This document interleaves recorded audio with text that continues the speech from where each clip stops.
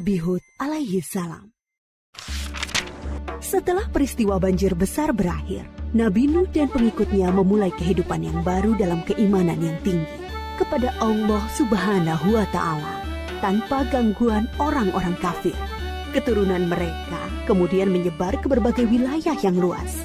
Ad adalah keturunan Nabi Nuh dan putranya Sam bin Nuh. Keturunan Ad kemudian dikenal sebagai kaum Ad. Kaum Ad bertumbuh tinggi besar, kuat, dan cerdas. Mereka tinggal di daerah dekat Yaman. Kaum Ad dianugerahi Allah daerah yang subur, sungai-sungai yang mengalir, kebun-kebun yang luas, dan hasil bumi yang melimpah. Kaum Ad pandai dalam tata kota dan pemerintahan. Mereka mahir membuat bangunan-bangunan tinggi, megah, dan indah dari gunung pasir di puncak-puncak bukit. Mereka juga membuat benteng-benteng yang kokoh dan saluran irigasi dan kolam-kolam. Ternak mereka pun berkembang dengan baik. Dengan anugerah Allah yang luas dan kerja keras mereka itu, kaum Ad menjadi makmur dan lebih maju dari kaum lainnya, serta lebih disegani. Hal ini membuat mereka sombong dan bermegah-megahan. Mereka menilai kemuliaan berdasarkan kekayaan dan kekuasaan. Pada mulanya, mereka adalah kaum beriman yang menyembah Allah.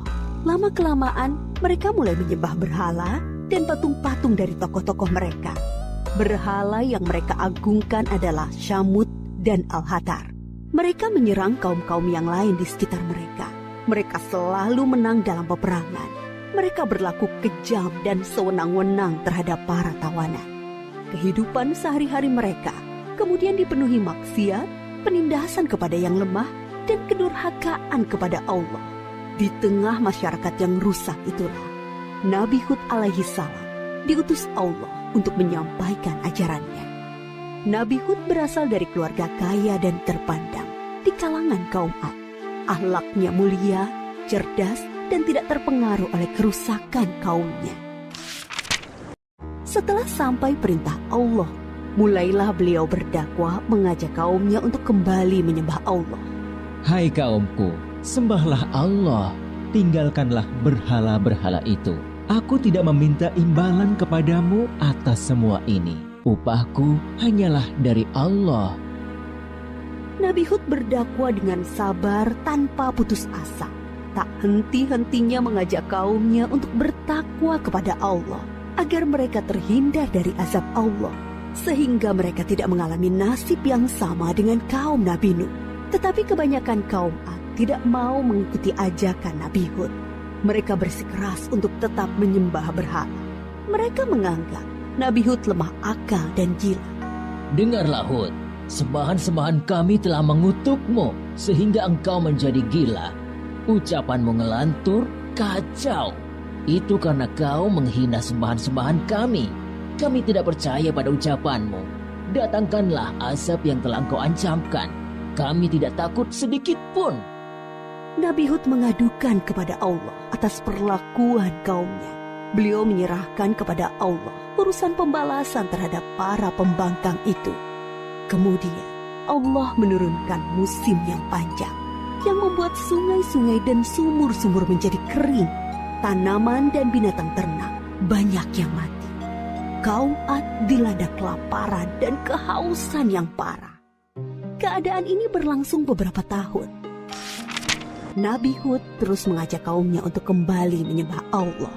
Wahai kaumku, mohonlah ampun kepada Allah.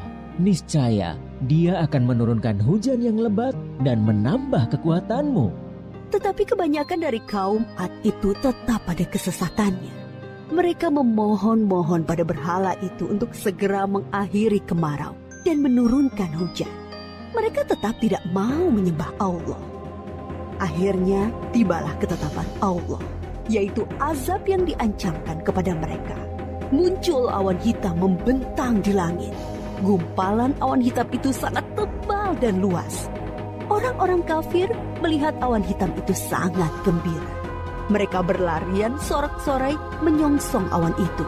Mereka mengira hujan lebat akan turun sebentar lagi. Sesembahan kita telah mengabulkan doa kita. Hujan akan turun. Kesengsaraan kita akan segera hilang.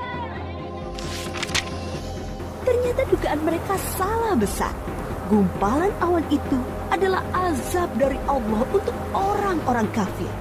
Terdengar suara gemuruh yang menakutkan, bertiup angin yang sangat kencang. Angin itu dingin sekali rasanya. Orang-orang yang semula berkumpul menyambut hujan menjadi panik berhamburan mencari perlindungan. Jerit tangis terdengar di mana-mana. Tolong! Oh, dingin sekali! Ampun! Aku tidak tahan!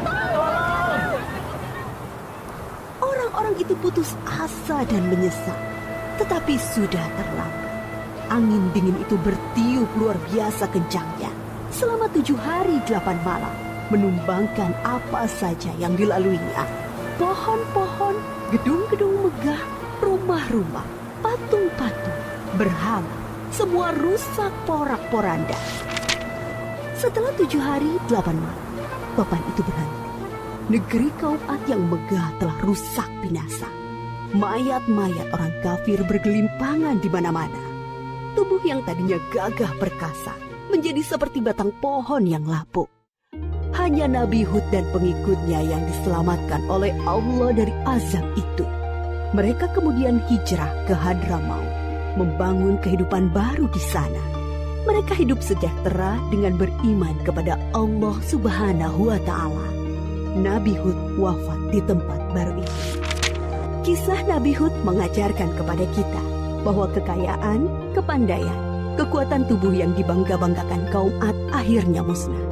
Kesombongan dan kesesatan kaum mereka mengundang amarah Allah.